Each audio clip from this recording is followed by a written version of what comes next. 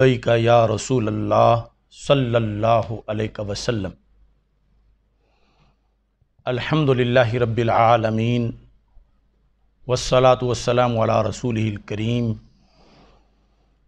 وعلی آلہ واصحابہ اجمعین، اما بعد فاعوذ باللہ من الشیطان الرجیم، بسم اللہ الرحمن الرحیم۔ انما یرید اللہ لیذہب عنکم الرجس اہل البیت ویطہرکم تطہیرا۔ صدق اللہ العظیم وصدق رسولہ النبی الکریم الامین۔ ان اللہ وملائکتہ یصلون علی النبی یا ایہا الذین آمنوا صلوا علیہ وسلموا تسلیما۔ الصلاۃ والسلام علیک یا سیدی یا رسول اللہ وعلی آلک واصحابک یا حبیب اللہ۔ الصلاۃ والسلام علیک یا سیدی یا خاتم النبیین وعلی آلک واصحابک یا اول النبیین و یا آخر النبیین۔ مولاي صل وسلم دائما ابدا على حبیبک خیر الخلق کلہم۔ ناظرین، سامعین، السلام علیکم ورحمۃ اللہ وبرکاتہ۔ رب ذوالجلال کے فضل اور توفیق سے عقائد اہل سنت کے تحفظ کے لیے اقامت دین اور فہم دین کے مختلف پروگرام جاری ہیں۔ ہم اہل سنت و جماعت نسبت رسول صلی اللہ علیہ وسلم کی وجہ سے اہل بیت اطہار رضی اللہ تعالی عنہم اور صحابہ کرام رضی اللہ تعالی عنہم کی محبت، عقیدت کو، ان کے احترام کو عشق رسول صلی اللہ علیہ وسلم کا ہی ایک حصہ سمجھتے ہیں اور اس پر یقین رکھتے ہیں۔ حضرت سیدہ طیبہ طاہرہ فاطمہ رضی اللہ تعالی عنہا، آپ کی ذات عالی صفات ہم اہل سنت و جماعت کے نزدیک نہایت ہی ادب و احترام اور عقیدت و الفت کا مرکز ہے۔ اللہ کے فضل و کرم سے ہم نے ماضی میں ایک نہیں دو نہیں اس سلسلہ میں بہت سی کانفرنسیں، سیمینار اور اجتماعات کا انعقاد کیا ہے، اور یہ ہمیں شرف حاصل ہے کہ سالانہ جنت البقیع کانفرنس کے عنوان سے ہم حضرت سیدۃ النساء سیدہ فاطمۃ الزہراء رضی اللہ تعالی عنہا، آپ کے مزار مقدس کی بحالی کے لحاظ سے بھی اپنی آواز بلند کرتے ہیں، اور اس سلسلہ میں نجد کے جن لوگوں نے انہدام جنت البقیع کے لحاظ سے امت کے سینے زخمی کیے، ان کے خلاف ایک ننگی تلوار کی حیثیت میں 12 مہینے ہم اپنا پیغام حق واضح کرتے ہیں۔ بہت سے لوگ جو کبھی آل پاک کا نام لیتے ہیں اور دوسرے وقت وہ انہی لوگوں کے ساتھ بغل گیر بھی ہوتے ہیں جو اہل بیت اطہار علیہم الرضوان کے گستاخ ہیں، اور جن کے اکابر کی گستاخیاں ہیں، جن کی اپنی گستاخیاں ہیں، ان کے ساتھ بغل گیر ہو کر کچھ لوگ پھر اہل بیت کا بھی، اہل بیت کی محبت کا بھی دعویٰ کرتے ہیں اور اہل بیت کے دشمنوں سے پیار بھی کرتے ہیں۔ یہ عجیب ایک صورتحال معاشرے میں پائی جا رہی ہے۔ اللہ کا کروڑوں بار شکر ہے کہ ہم صراط مستقیم پر چلتے ہوئے 14 صدیوں میں اہل سنت و جماعت کا جو موقف رہا ہے، عقیدہ رہا ہے، شبنم سے شفاف، آج بھی اللہ کے فضل سے اسی پہ ہم قائم ہیں اور اسی کی ہی بات کر رہے ہیں۔ ہم جس ماحول میں ہیں جب بڑی بڑی توہینیں ہو جاتی ہیں، تحریکیں چلتی ہیں، ایف آئی آریں کٹتی ہیں، زبان بندیاں ہوتی ہیں، کتنے ایسے لوگ ہیں جو پتہ ہی نہیں چلتا کہ شاید دنیا میں زندہ بھی ہیں یا نہیں، اور ان پر بھی کوئی فرض ہے تحفظ ناموس رسالت کے لحاظ سے، تحفظ اہل بیت کے لحاظ سے، تحفظ صحابہ رضی اللہ تعالیٰ عنہم کے لحاظ سے، مگر کچھ برساتی قسم کے لوگ آ کر اچانک نمودار ہوتے ہیں اور پھر باتیں ایسی کرتے ہیں کہ الیاذ والحفیظ۔ ایسی صورتحال میں اپنے اس عزم کا اظہار کر رہا ہوں، ماضی کی طرح آج بھی اور انشاءاللہ مستقبل میں بھی شان سیدہ فاطمۃ الزہراء رضی اللہ تعالی عنہا کے تقدس کے تحفظ کے لیے ہم ہر لحظہ اپنی جان ہتھیلی پہ رکھ کر سیدہ پاک کے مقام، آپ کی عظمت اور آپ کی تعلیمات پر پہرہ دینے کے لیے اللہ کے فضل سے تیار ہیں اور تیار رہیں گے، اور کسی گستاخی کی بو کی بھی ان کی طرف نسبت نہیں ہونے دیں گے، کسی نقص، عیب، گناہ یا گناہ کا کروڑواں حصہ بھی اگر کوئی معاذ اللہ ان کی طرف منسوب کرے گا، ہم ہی ایسے شخص کے مقابلے میں کھڑے ہو کر سیدہ پاک رضی اللہ تعالی عنہا کے تحفظ کو اپنی سعادت سمجھیں گے، اور سیدہ پاک کی گرد راہ پر بھی پہرہ دیتے ہوئے یہ نعرہ بلند کریں گے، ہم عظمت رسول کے پاسباں ہیں پاسباں، ہم چادر بطول کے پاسباں ہیں پاسباں۔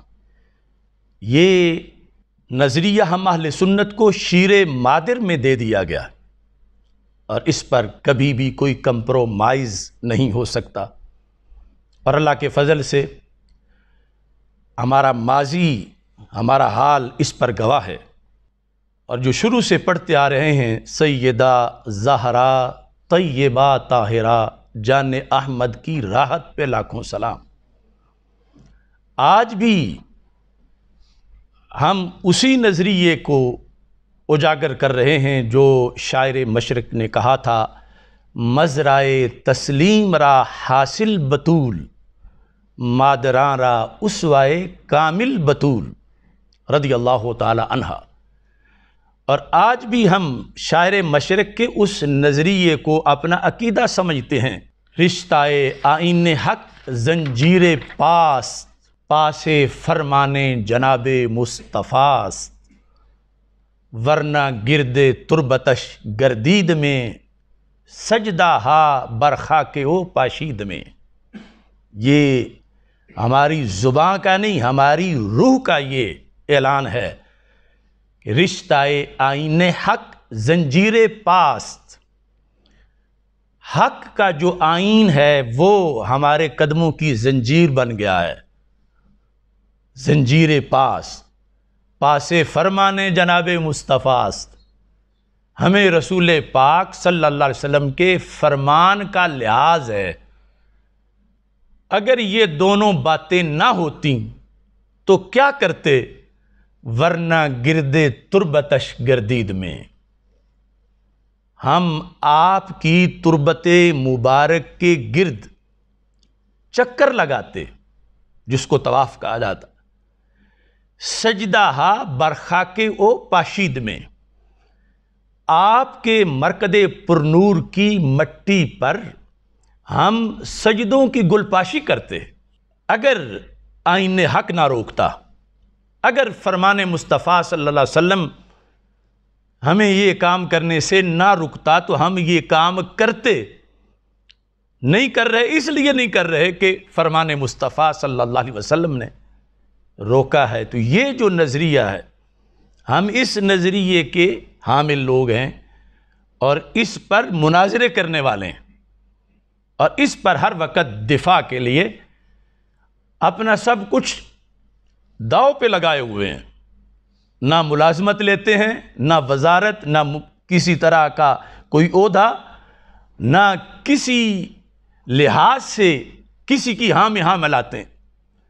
ہم نے ہر باطل کو باطل کہا، اس واسطے ہر ایک جسے زخم لگا ہے وہ اپنے زخم چاٹ رہا ہے، اور وہ اس لیے ہمارے خلاف بولتا ہے کہ اسے اپنا درد ہے کہ ہم نے جب وہ چوری کر رہا تھا تو بلب جلا کے دکھایا تھا کہ یہ چوری کر رہا ہے، اور جتنے چوروں کی چوری کا پردہ چاک کیا تھا وہ آج چور چور کر کے شور مچا رہے ہیں۔ تو اہل سنت یہ کوئی تعجب کی بات نہیں، یہ شروع سے ہوتا آیا ہے اور ہوتا رہے گا، اور اس کی وجہ سے اہل حق نے کبھی بھی حق بیان کرنا نہیں چھوڑا، اور انشاءاللہ ہم بھی نہیں چھوڑیں گے، اور اذان دیں گے، پہرا دیں گے، اور آخری سانس تک انشاءاللہ ہر چور کا تعاقب کریں گے، اور یہ چوروں کے چیلے اس سے کہیں زیادہ بھی الٹے ہو کے بھی اگر بکواس کریں تو پھر بھی ہم کسی چور کو نہیں چھوڑیں گے۔ جنہیں لگ رہا ہے کہ اب ہماری باری آ رہی ہے، اب فلاں بٹن دبے گا تو ہماری چوری پکڑی جائے گی، وہ سمجھتے ہیں غنیمت ہے، موقع کہ ہم جتنا زیادہ اس سلسلہ میں شور مچا لیں۔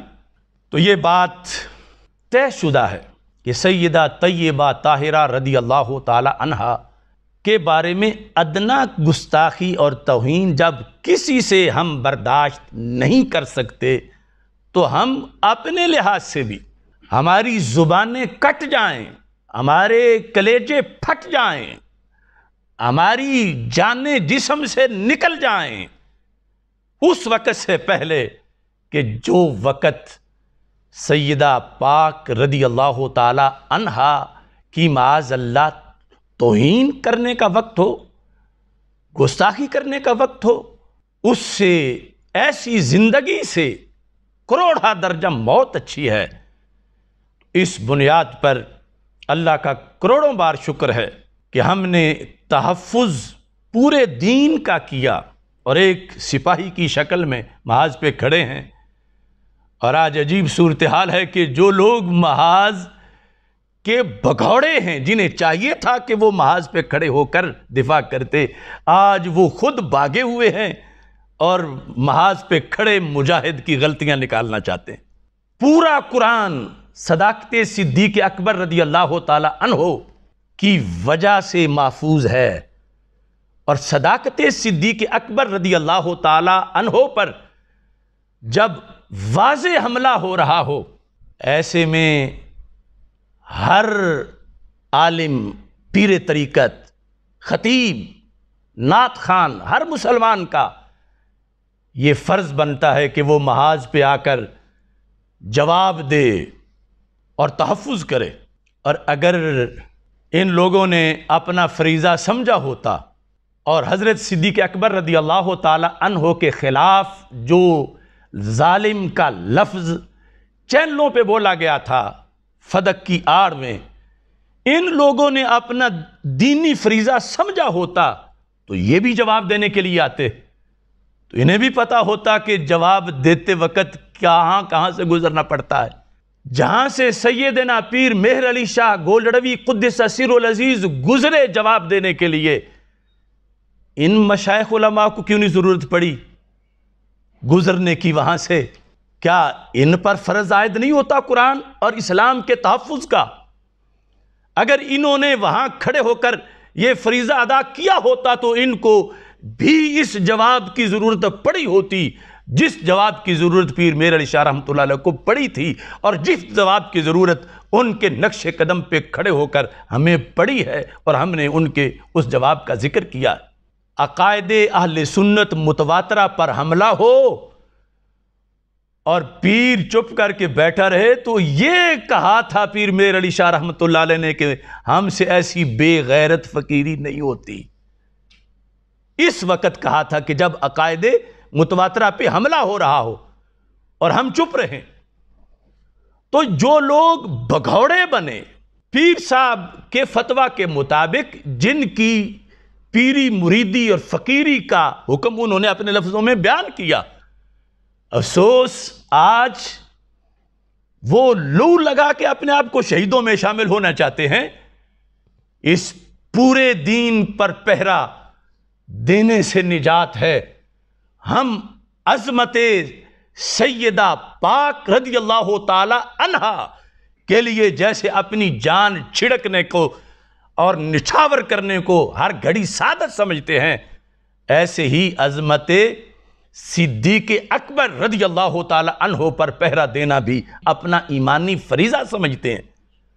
اور جس پہرے کے دیتے وقت ہمیں جتنی گالیاں دیتا رہے، کیونکہ ہم نے اپنا فریضہ ادا کرنا ہے، مگر افسوس ہے مجھے ان پیران طریقت پر، ان سادات کرام پر، ان علماء دین پر، ان نعت خوانوں پر اور ان دیگر طبقات کے مسلمانوں پر کہ انہوں نے حضرت صدیق اکبر رضی اللہ تعالی عنہ کے معاملے کو کہ بالکل نارمل سمجھا ہوا ہے کہ ان کی شان و عظمت پر جو کوئی حملہ کر لے نہ خود جواب دینا ہے نہ جواب دینے والوں کو جواب دینا ہے، تو اس کا مطلب تو یہ ہوا کہ یہ حملہ آوروں کے ساتھی ہیں کہ نہ خود مقابلے میں کھڑے ہو رہے ہیں اور نہ جو مقابلے میں کھڑے ہونے والے ہیں ان کو کھڑے ہونا دینا چاہتے ہیں، اور ان پر حملہ میں دشمنوں کی طرح مکمل شریک ہو چکے ہیں۔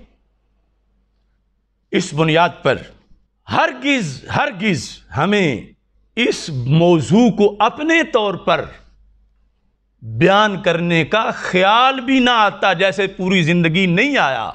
وہ اس لیے بیان کرنا پڑا کہ مخالفین نے صداقت صدیق اکبر، حقانیت قرآن پاک اور حقانیت دین اسلام پر اعتراض کر دیا اور آڑ بنایا سیدہ پاک کی ذات کو، اور ان کے نام کی آڑ میں پورے دین پر جب انہوں نے حملہ کیا تو اب ظاہر ہے کہ انہی کے نام کے حوالہ سے ہی جو جواب تھا وہ جواب دیا جانا تھا، اور وہ جواب سیدنا پیر مہر علی شاہ صاحب رحمۃ اللہ علیہ نے دیا، اور ہم نے اسی جواب کو، اس کی حکایت کی، اس کو پڑھ کے سنایا۔ اب اس سلسلہ میں سب سے پہلی بات نوٹ کی جائے کہ ہماری گفتگو کے اندر جو لفظ خطا آیا وہ اس جواب کے ضمن میں آیا۔ اگر مخالفین یہ اعتراض نہ کرتے تو کبھی بھی نہ پیر صاحب جواب دیتے، نہ ہمیں جواب دینے کی ضرورت پڑتی، اور نہ ہی جواب دینے کے لیے اس رستے کی طرف کبھی چلا جاتا۔ تو کوئی شخص بھی اپنے طور پر شوق پورا کرنے کے لیے یہ لفظ سیدہ رضی اللہ تعالی عنہا کے لحاظ سے ہرگز نہ بولے۔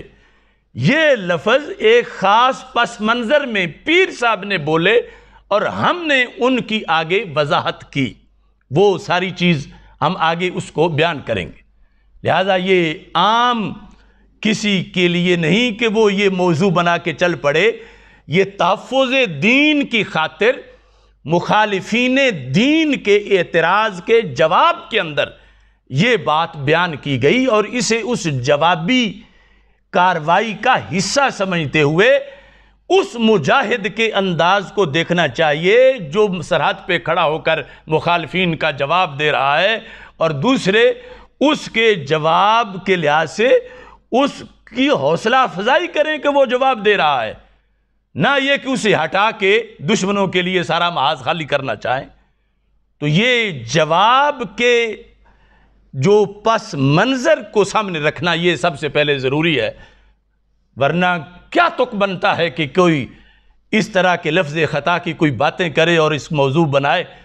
یہ حفاظت دین کے لیے پیر صاحب نے یا دیگر ائمہ نے لکھا ہے، اسی کو ہم نے پھر حفاظت دین کے نقطہ نظر سے، حفاظت شان سیدہ فاطمہ رضی اللہ تعالی عنہا کے نقطہ نظر سے جو پیر صاحب نے واضح کیا ہے، حفاظت شان صدیق اکبر رضی اللہ تعالی عنہ کے نقطہ نظر سے ہم نے اس کو بیان کیا اور اس کی شرائط ساتھ ذکر کی۔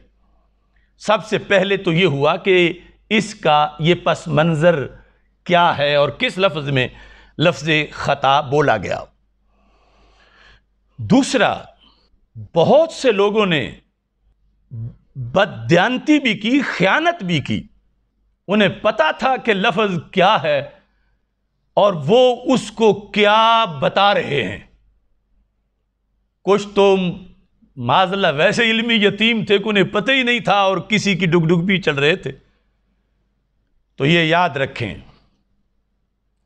جو شخص لفظ گناہ، لفظ قصور، لفظ نقص، لفظ غلطی، لفظ خطا کار یا خاطی یہ بول کر ہمارے بیان کا حوالہ دے رہا ہے وہ مجرم ہے.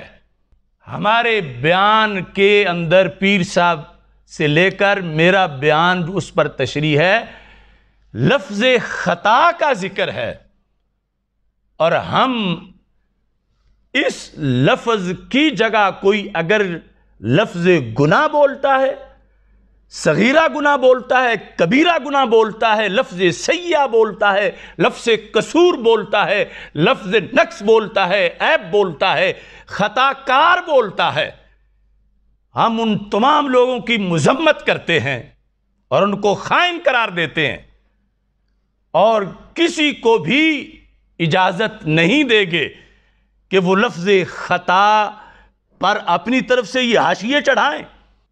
خطا اور خطا کار، اس میں زمین و آسمان کا فرق ہے.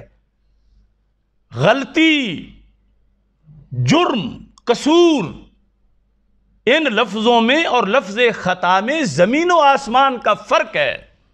پیر صاحب نے بھی لفظ خطا کا استعمال کیا تو سوچ کے، حالانکہ جو دلیل والے تھے وہ ناجائز امر کا ارتکاب یہ لفظ بول رہے تھے، تو پیر صاحب نے جواب میں ناجائز امر کا ارتکاب لفظ بولنے کی بجائے لفظ امکان خطا بولا.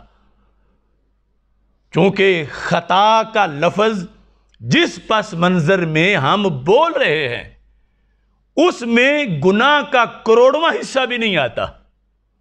اس خطا کا مطلب نہ صغیرہ گناہ ہے، نہ کبیرہ ہے، نہ سیئہ ہے، نہ نقص ہے، نہ عیب ہے. اس خطا کا مطلب تو حدیث مصطفیٰ علیہ السلام کی روشنی میں اجر و ثواب ہے.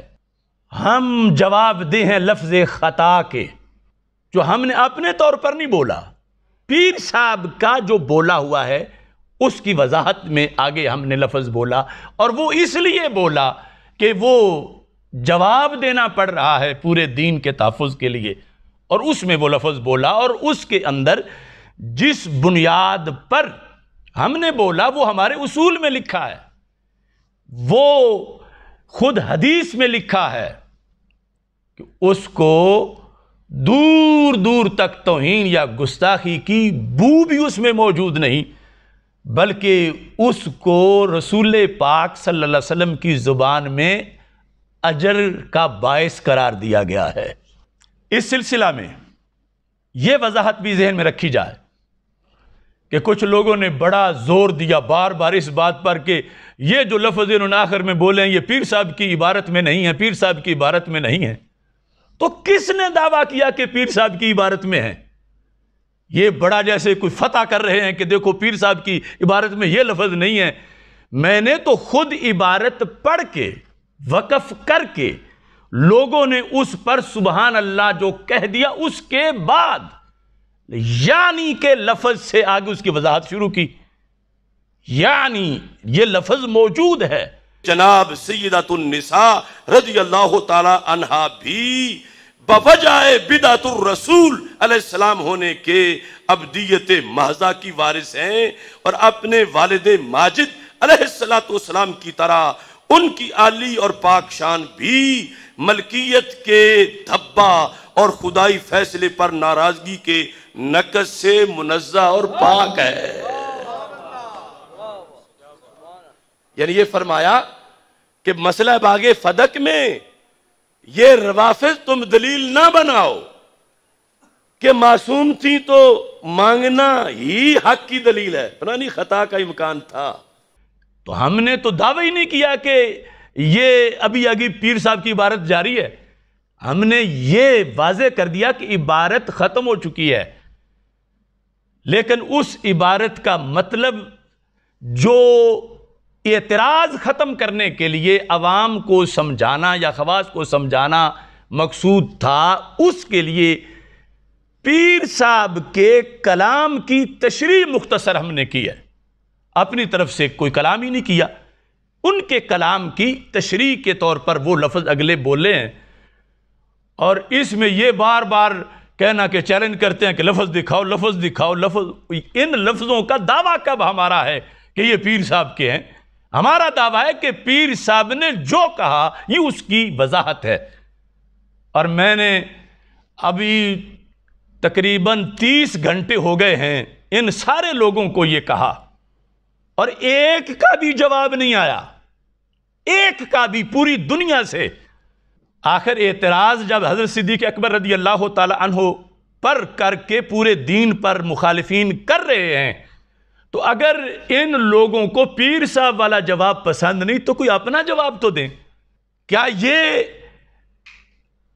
حضرت صدیق اکبر رضی اللہ تعالی عنہ اور قرآن پر ہونے والے اعتراض کے جواب کو چھوڑ کر اپنی زندگی بسر کر کے کس معنی میں سنی مر کے جینا چاہتے ہیں؟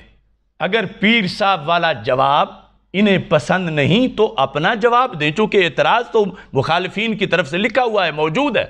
کیوں یہ لوگ چپ ہیں؟ اور آج تک اتنے سالوں میں ان کو کیوں ضرورت نہیں پیش آئی کہ یہ مخالفین کے اس گالی کا جواب دیتے، اعتراض کا جواب دیتے؟ اور پھر پیر صاحب نے جو جواب دیا ہے اس جواب کو سمجھانے کی خاطر یہ اس کی وضاحت کر کے بتائیں کہ اعتراض کیا ہے اور جواب کیا ہے. اور جو اس سلسلہ میں میری گفتگو میں غلطی ہے وہ مجھے بتائیں. پیر صاحب نے جو کچھ کہا وہ میرا ایمان ہے، میں اس سے آگے پیچھے نہیں. اور پیر صاحب نے جو کہا ہے ساری دنیا سن رہی ہے. مجھے افسوس ہے ان یتیم مفتیوں پر جو گولڑا شریف بیٹھ کے پیر صاحب کی کتابوں سے خیانت کر رہے تھے. انہیں لفظ اوپر سے دیکھ کے پڑھنے نہیں آتے، وہ کیا ترجمانی کریں گے؟ سیدنا پیر میر علی شیعہ آج زندہ ہوتے، خدا کی قسم میرا یہ نظریہ بولتا ہے کہ ان لوگوں کو 100 جوتا مار کے ایک شمار کرتے کہ تم میری طرف ایسی باتوں کو منسوب کر رہے ہو جنہیں پیر صاحب اپنا مخالفین کہہ کے بول رہے ہیں. یہ آج کے لوگ کیوں نہیں ان کو اپنا مخالفین کہہ کے بول سکتے؟ ان کے کیا رشتہ داریاں ہیں ان کے ساتھ؟ پیر صاحب انہیں مخالفین کہہ کر ان کی بات کا جواب دیں اور یہ پورے جواب کو حذف کریں، گول کر دیں، اور پھر پیر صاحب کے نام کے لنگر کھائیں اور اس طرح کی باتیں کریں. پیر صاحب کا کلام خدا کی قسم آج بھی باطل کے منہ پہ تازیانہ ہے. اور ایسے علمی یتیم کروڑ بار بولیں، ہم ان کی بولتی بند کریں گے اور پیر صاحب کا فیض قیامت تک انشاءاللہ جاری رہے گا. اس سلسلہ میں پیر صاحب کی عبارت جو ہے اس کی وضاحت میں ہم نے یہ لفظ بولے، اور اب بھی میری طرف سے کھلی آفر ہے، ہند میں، پاکستان میں، دنیا میں کوئی آدمی اس شرط پر کہ جس پر پیر صاحب مخالفین کی دلیل کو ذکر کر کے اس کا جواب دے رہے ہیں، تو یہ پیر صاحب کے جواب کی تشریح 4 لائنوں میں کر دیں، 1 میں کر دیں، 2 میں کر دیں، اور میرے ذمے جو غلطی آتی ہے وہ بتائیں کہ پیر صاحب نے تو یہ مطلب نہیں لیا تھا، تم نے مطلب کیسے لے لیا. یہ بات بھی میں واضح کرتا ہوں. یہ لفظ ایک بار پھر بول کے پیر صاحب کی عبارت کے لحاظ سے صفحہ نمبر 46 پر اس موضوع پر ایک اور دلیل جو فریق مخالف کی طرف سے دی جاتی ہے.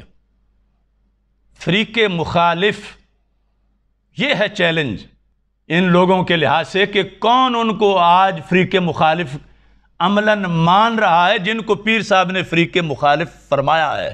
ان کی ان سے دوستیاں بعد والوں کے یہ کیوں پیدا ہو گئی ہیں؟ جو فریق مخالف کی طرف سے دی جاتی ہے وہ یہ ہے کہ اللہ تعالیٰ نے بموجب آیت تطہیر اہل بیت علیہم رضوان کو پاک گردانا ہے، لہذا سیدۃ النساء رضی اللہ تعالی عنہا فدق کا دعویٰ کرتے ہوئے کسی ناجائز امر کی مرتکب نہیں ہو سکتی۔ ناجائز امر، سیدہ کا نام لکھ کر یہ بات لکھی جا رہی ہے، مطلقاً نہیں۔ بہت سے لوگ جو ہیں وہ ایسے فضائی باتیں کر رہے ہیں کہ سیدہ کا تو ذکر ہی نہیں، سیدہ کی تو بات ہی نہیں۔ تو جو سوال میں ماخوذ ہو وہ جواب میں ماخوذ ہوتا ہے۔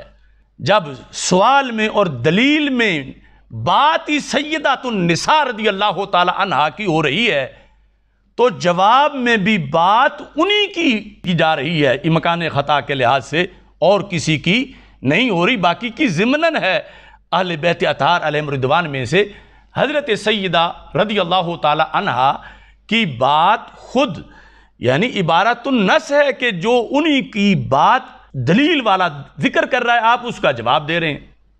اب اس کے اندر آپ نے اس دلیل کا جواب دینا چاہا۔ دلیل کیا ہے کہ سیدۃ النساء رضی اللہ تعالی عنہا فدق کا دعویٰ کرتے ہوئے کسی ناجائز امر کی مرتکب نہیں ہو سکتی۔ میرا سوال یہ ہے کہ یہ بات پیر میر علی شاہ صاحب اس کو رد کرنا چاہتے ہیں یا اس کی حمایت کرنا چاہتے ہیں؟ ظاہر ہے کہ وہ ذکر کر کے رد کرنا چاہتے ہیں، اس بات کا رد کرنا چاہتے ہیں۔ کس کا؟ کہ سیدۃ النساء رضی اللہ تعالی عنہ فدق کا دعویٰ کرتے ہوئے کسی ناجائز امر کی مرتکب نہیں ہو سکتی، اس کو وہ رد کرنا چاہتے ہیں۔ تو رد کن لفظوں میں ہوگا؟ کیا کہیں گے جو کہتے ہیں ناجائز امر کی مرتکب نہیں ہو سکتی؟ پیر صاحب اس کا رد کرنا چاہتے ہیں، تو وہ رد کن لفظوں میں ہوگا؟ وہ یہ لوگ شرق و غرب میں بولنے والے بتائیں۔ لہذا پیر صاحب نے کہا کہ اس دلیل کا تفصیلی جواب آگے چل کر آیت تطہیر کی فصل میں دیا جائے گا، یہاں اتنا کہہ دینا کافی ہے کہ آیت تطہیر کا مطلب ہرگز یہ نہیں جو اس بندے نے بیان کیا ہے کہ چونکہ آیت تطہیر ہے ان کے بارے میں تو پھر وہ ناجائز امر کی مرتکب کیسے ہو سکتی تھی؟ کہ ہرگز یہ مطلب نہیں، ہرگز یہ مطلب نہیں۔ تو پھر کیا مطلب ہے؟ کیا پیر صاحب کے ذمہ یہ بات آ رہی ہے نا کہ ان کی بات کو تو رد کر رہے ہیں جو کہتے ہیں کہ کسی ناجائز امر کی مرتکب نہیں ہو سکتی؟ پیر صاحب کہتے ہیں یہ بات غلط ہے، اس کو میں رد کرتا ہوں، میں اس کا جواب دیتا ہوں۔ اب جواب جو ہے وہ سوائے اس کے اور کیا ہوگا جو اگلے لفظوں میں موجود ہے؟ آپ نے فرمایا کہ یہاں اتنا کہہ دینا کافی ہے کہ آیت تطہیر کا مطلب ہرگز یہ نہیں کہ یہ پاک گروہ معصوم ہیں اور ان سے کسی قسم کی بھی خطا کا سرزد ہونا ناممکن ہے۔ یہ مطلب نہیں، یہ مطلب نہیں۔ تو کیا مطلب ہے؟ یہ مطلب نہیں کہ ان سے خطا کا سرزد ہونا ناممکن ہے، یہ مطلب نہیں۔ اس کا مطلب یہ ہے کہ اگر بمقتضائے بشریت ان سے کوئی خطا سرزد بھی ہو تو وہ عفو و تطہیر الہی میں داخل ہوگی۔ سرزد بھی ہو، کوئی خطا سرزد بھی ہو۔ اب یہاں یہ لفظ ہے اگر بمقتضائے بشریت، یعنی تقاضۂ بشریت کے مطابق ان سے کوئی خطا سرزد بھی ہو تو وہ عفو و تطہیر الہی میں داخل ہوگی۔ اسی بات کو پیر صاحب نے اس کتاب میں 4 جگہ ذکر کیا ہے۔ مثلا یہ جو ذکر کیا ہم نے یہ 46 صفحے پر ہے، 54 صفحہ جو ہے اس پر پیر صاحب نے پھر اس بات کو ذکر کیا۔ کیا ہے؟ آیت تطہیر کا یہ مطلب نہیں کہ یہ پاک گروہ معصوم ہیں اور صدور خطا ان سے ناممکن ہے، یہ مطلب نہیں۔ یہ صفحہ نمبر 54 پر یہ لکھا ہے کہ آیت تطہیر کا یہ مطلب نہیں کہ یہ پاک گروہ معصوم ہیں اور صدور خطا ان سے ناممکن ہے، یہ مطلب نہیں۔ تو کیا مطلب ہے؟ کہ صدور خطا ممکن ہے۔ اب پھر اسی کتاب کے اندر صفحہ نمبر 56 پر آپ نے پھر لکھا، اور اس کے اندر 56 پر یہ لفظ ہے: اگر بمقتضائے بشریت ان سے کوئی خطا سرزد بھی ہو تو زیر عفو و تطہیر داخل ہوگی۔ یہاں پھر بمقتضائے بشریت ان سے کوئی خطا سرزد بھی ہو تو زیر عفو و تطہیر داخل ہوگی۔ اس کے بعد صفحہ نمبر 58 پر آپ نے جو جملہ لکھا وہ یہ ہے، اس جملے کے اندر آپ فرماتے ہیں: خطا کا صدور بہر کیف مطہرین سے ممکن ہے۔ مطہرین، انما یرید اللہ لیذھب عنکم الرجس اہل البیت ویطہرکم، اللہ مطہر ہے اور یہ مطہر ہیں۔ مطہرین جن کو پاک کیا گیا ہے، ان کے بارے میں پیر صاحب یہ لفظ بول رہے ہیں کہ خطا کا صدور بہر کیف مطہرین سے ممکن ہے، البتہ حشر ان کا آخرت میں مغفرت کاملہ کی صورت میں ہوگا۔ اس بیان سے یہ بھی خیال نہ کیا جائے کہ آیت تطہیر کا مطلب پابندی اوامر و نواہی شرعیہ سے اباحت و آزادی ہے۔ یعنی اگلا مطلب بھی بتا رہے ہیں کہ تطہیر کا یہ مطلب نہیں کہ ان کو شریعت میں کھلی چھٹی ہے، نہیں، وہ سارے احکام ان کے لیے بھی ویسے ہیں جیسے دوسرے لوگوں کے لیے ہیں۔ اب یہاں پر 4 جگہ سے میں نے یہ پیر صاحب کے لکھے ہوئے کلمات جن میں وہ کہہ رہے ہیں کہ خطا کا صدور ممکن ہے، اور پھر بات جہاں سے چلی ہے وہ اس جگہ سے چلی ہے کہ جہاں سیدہ طیبہ طاہرہ رضی اللہ تعالی عنہا کا ذکر کر کے تو سب سے پہلے صفحہ نمبر 46 سے آپ نے جواب دینا شروع کیا باغ فدق کے مسئلے کے اندر، کہ جب مخالفین کہہ رہے تھے روافض کہ آیت تطہیر کے مطابق وہ جب دعویٰ کر رہی تھیں تو ناجائز امر کا ارتکاب نہیں کر سکتی کیونکہ ان کے بارے میں آیت تطہیر ہے، تو پیر صاحب کہتے ہیں آیت تطہیر ضرور ہے، مگر آیت تطہیر کا جو مطلب صحیح ہے جو اہل سنت بیان کرتے ہیں اس کے مطابق یہ بات جو تم کر رہے ہو یہ ثابت نہیں ہوتی، بلکہ امکان خطا موجود ہے۔ اب یہاں پر ایک ہے امکان خطا، ایک ہے وقوع خطا اور صدور خطا۔ اس سلسلہ میں بھی بہت سے لوگ انہوں نے اس بات میں بددیانتی کی ہے یا پھر ویسے انہیں پتہ نہیں تھا تو غلطی کی ہے کہ پیر صاحب تو صرف امکان کی بات کر رہے ہیں اور آپ جو ہیں وہ کر رہے ہیں کہ ان سے وقوع بھی ہوا۔ تو اس کی وضاحت بھی میں کرنا چاہتا ہوں۔ جو لوگ بھی اصول فقہ پڑھے ہوئے ہیں، منطق پڑھے ہوئے ہیں، علم کلام پڑھے ہوئے ہیں، ان کے سامنے میں ایک قانون پڑھ رہا ہوں، اور اگر وہ توجہ کریں گے انہیں مستحضر ہوگا۔ ان الامکان اذا کان متعلقا بالماضی، کہ لفظ امکان جب کسی ایسی چیز کے بارے میں بولا جا رہا ہو جس کا وقوع ماضی میں ہو چکا ہے، کان مستلزما للوقوع، تو ایسا امکان جو ہے وہ وقوع کو مستلزم ہوگا۔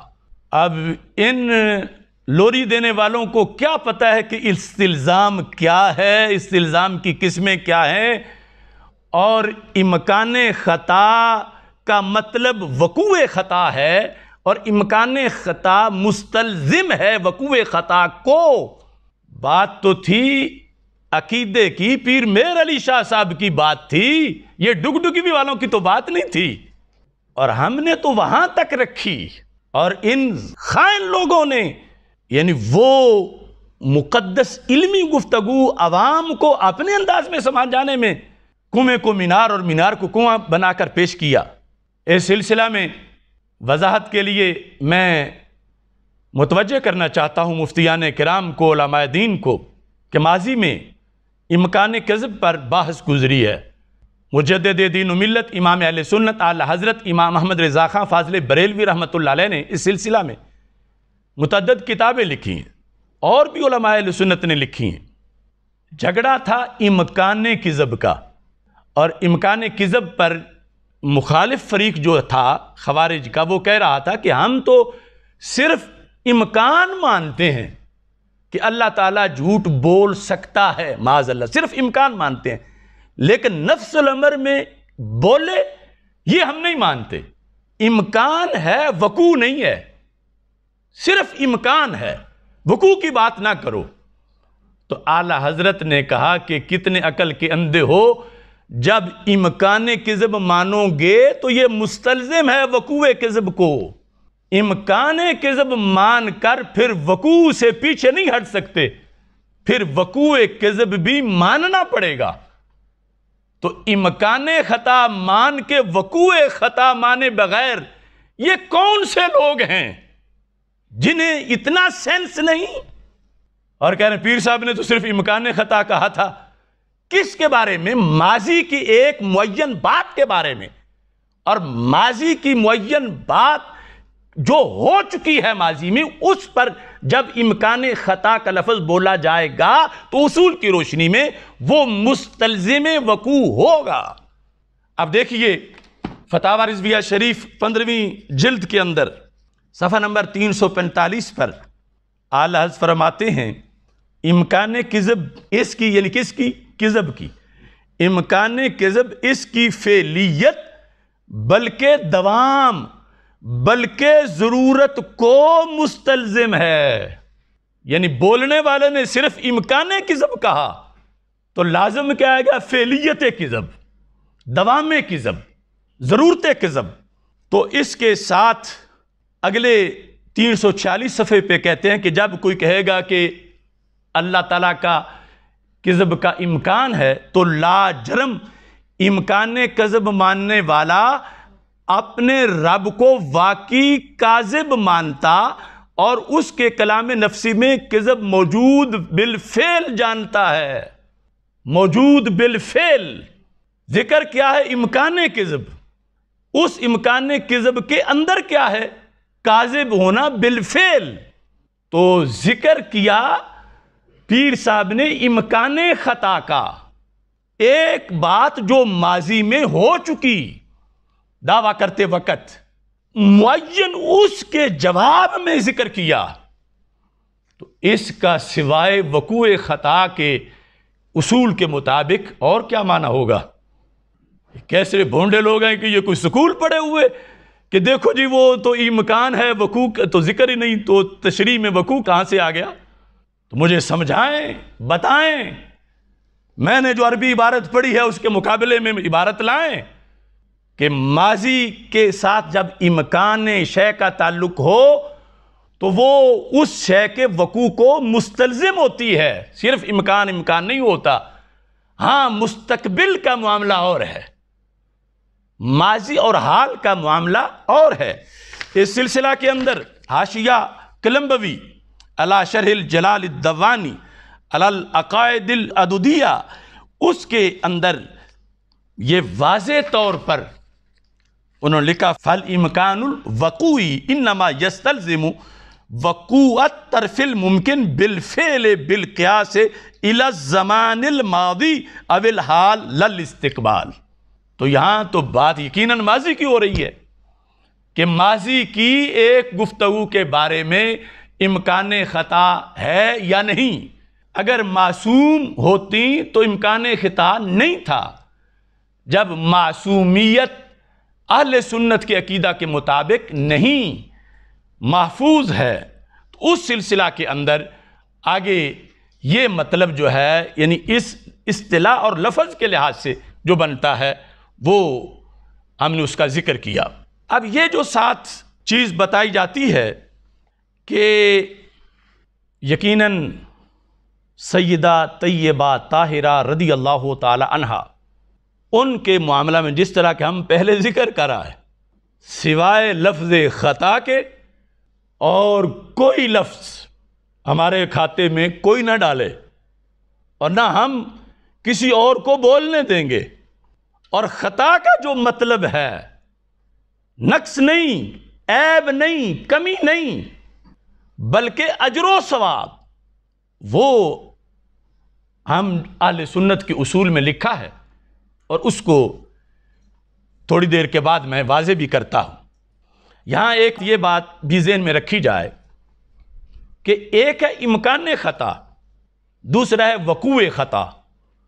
وقوع خطا جو ہے بعض معاملات میں، ہر ایک میں نہیں، بعض تعبیر کے اندر وقوع خطا مگر بدون البقاء، کہ خطا کا وقوع تو ہو مگر اس پر بقا نہ ہو۔ تو پیر میر علی شاہ صاحب رحمۃ اللہ علیہ فرماتے ہیں یہ تو نبوت کے بھی منافی نہیں، یعنی ایسی خطا تو معصوم میں بھی ہو سکتی ہے کہ جو تعبیر میں ہے اور باقی نہیں رہی، وہ خطا جو ہے اس میں بقا نہیں، تو پھر تو وہ شان معصوم کے بھی منافی نہیں، غیر معصوم کے لحاظ سے اسے توہین کیسے کہا جا سکتا۔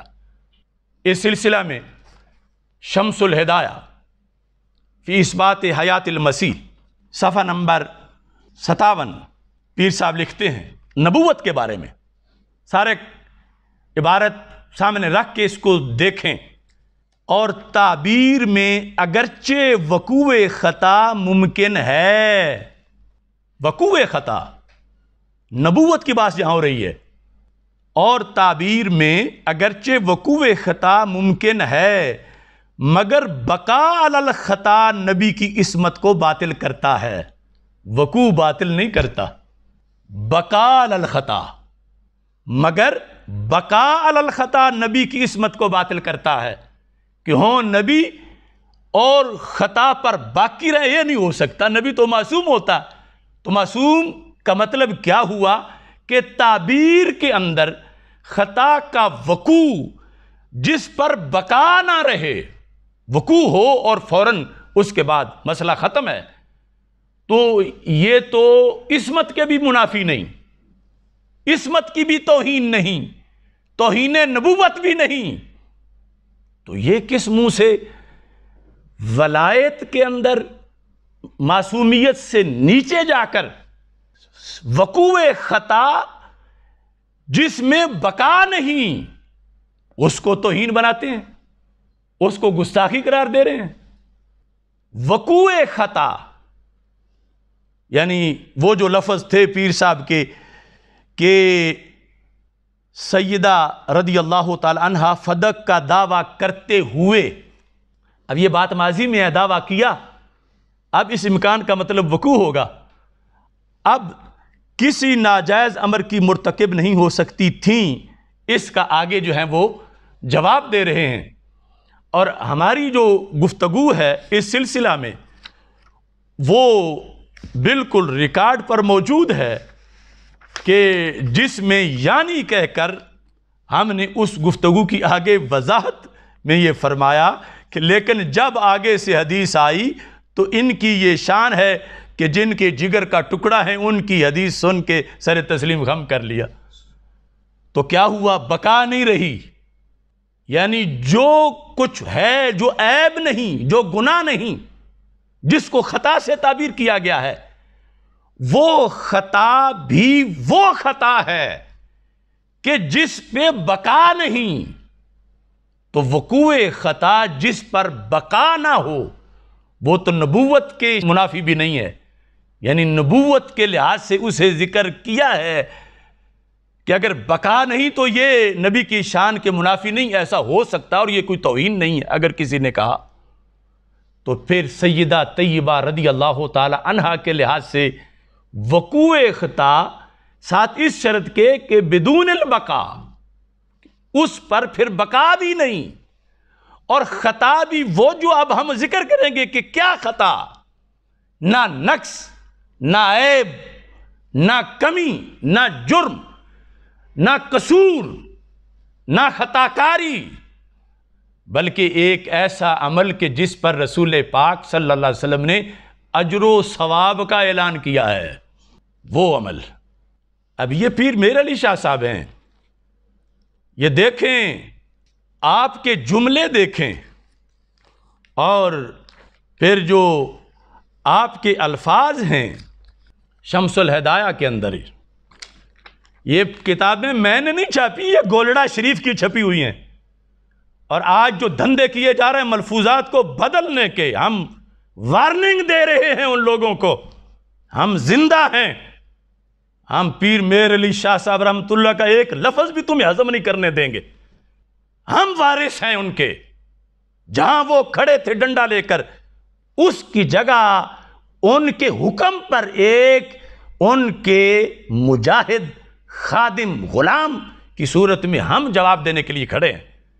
اور یہ اب آئے کوئی سامنے اسے توہین بتائے، اپنے اپنے چرنوں میں بیٹھ کر جب حرام کی آندیاں چلیں، یہ آرام کوش لوگ، ان کی نیندیں نہیں نکلی، ان سیاہ راتوں میں ہم نکلے قافلہ لے کر، ان کے مزاج کے لحاظ سے تو توہین نظر ہی نہیں آ رہی تھی، اور آج جو توہین نہیں بلکہ وہ تو اہل سنت کے اصول میں لکھا ہوا ہے۔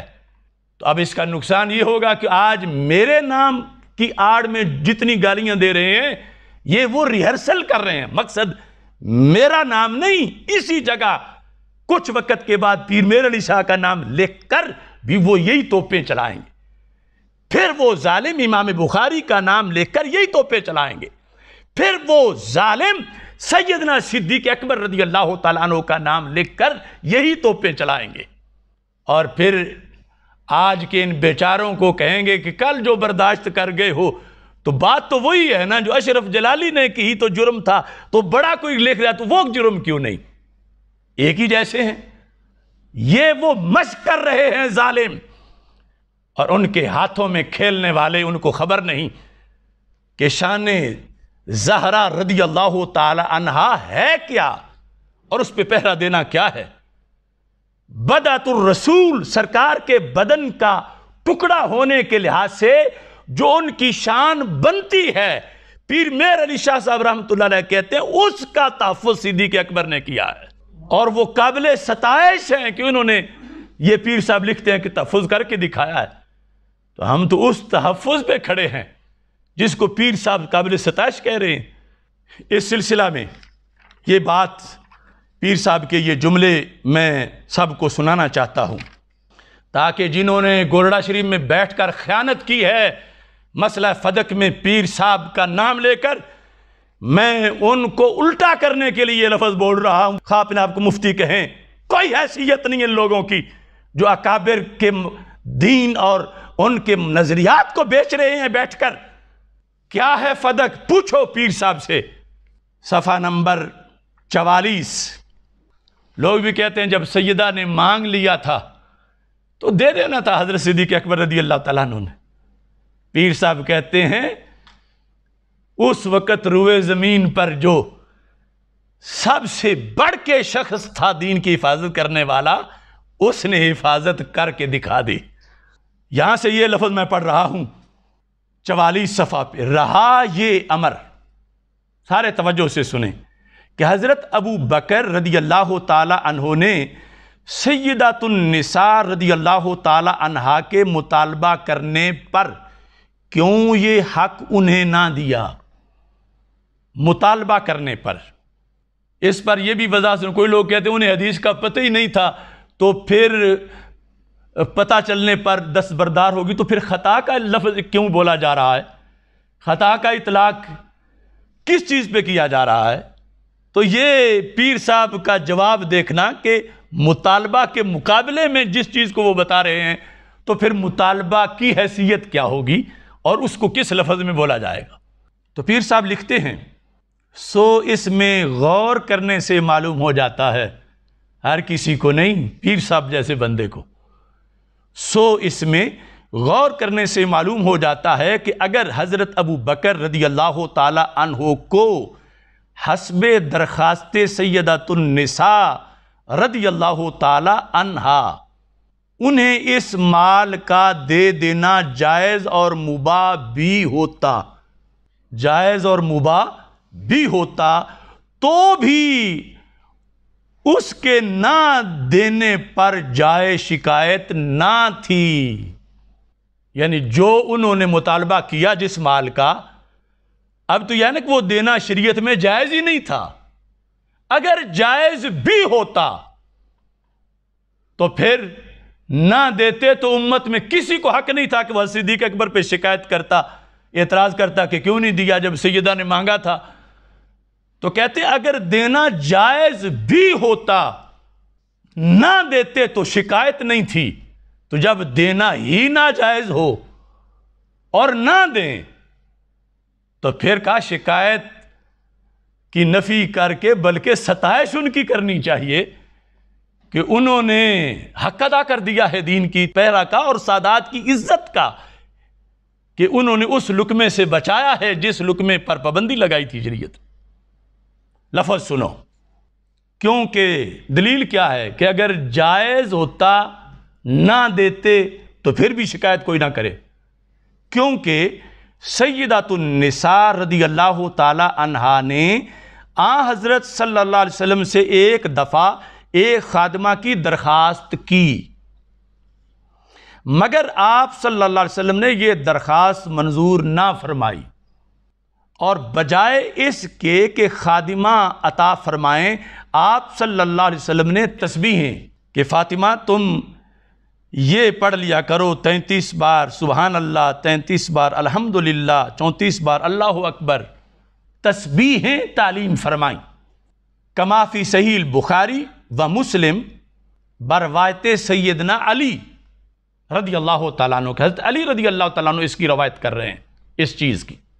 اب سنو کہ سرکار سے درخواست ہوئی، سرکار نے منظور نہ فرمائی. ایسا ہی اگر رسول اللہ صلی اللہ علیہ وسلم کا خلیفہ بھی تعمیل درخواست نہ کرے تو محل شکایت نہ ہوگا، کیونکہ عام بندہ نہیں سرکار. تو اب اس مطالبہ کرنے کی صورت کے اندر عارضی طور پر جس پہ بقا نہیں، اس پر پیر صاحب نے وہ لفظ چن کے بولا کہ جس کے ساتھ عیب نہیں بنتا بلکہ حدیث میں پھر بھی اجر و ثواب آتا ہے. وہ لفظ لکھا انہوں نے. اور یہ کتنے لوگ ہیں بے خبر کہ آگے معاملہ کیا ہے، بات کیا ہے. اب پیر صاحب جو ہیں انہوں نے کہا کہ یہ تو ستائش ہے، ستائش ہے. کوئی خلیفۃ الرسول علیہ السلام ہونا کوئی معمولی بات ہے. اگر دینا جائز ہوتا نہ دیتے تو پھر بھی شکایت نہ تھی. تو جو دینا تھا ہی ناجائز وہ نہیں دیا تو پھر فرمانے لگے بلکہ مؤخر صورت میں تو بجائے محل شکایت ہونے کے یہ قابل ستائش ہوگا، کیونکہ اس نے یعنی خلیفہ نے اللہ اور اللہ کے رسول صلی اللہ علیہ وسلم کے حکم کی پابندی کی ہے. وہ تو سرکار کے حکم کی پابندی کر رہے ہیں.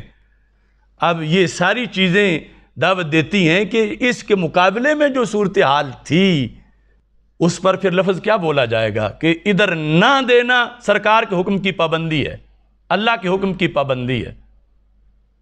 دینا اور پھر دینے کے لحاظ سے مطالبہ کرنا، اس کو کس لفظوں میں تعبیر کیا جائے، یہ سب ان لوگوں کے لیے دعوت فکر ہے.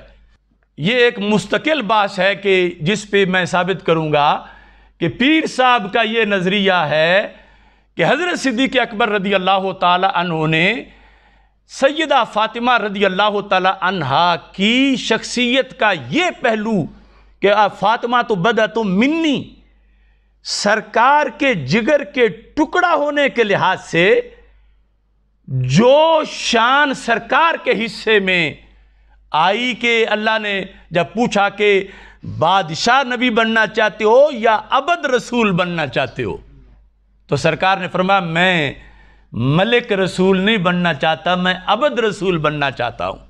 کہ اس عبدیت کا ورثہ سیدہ پاک کو ملا ہے، اس عبدیت کا ورثہ اور اس وراثت کا اظہار حضرت صدیق اکبر نے کیا ہے.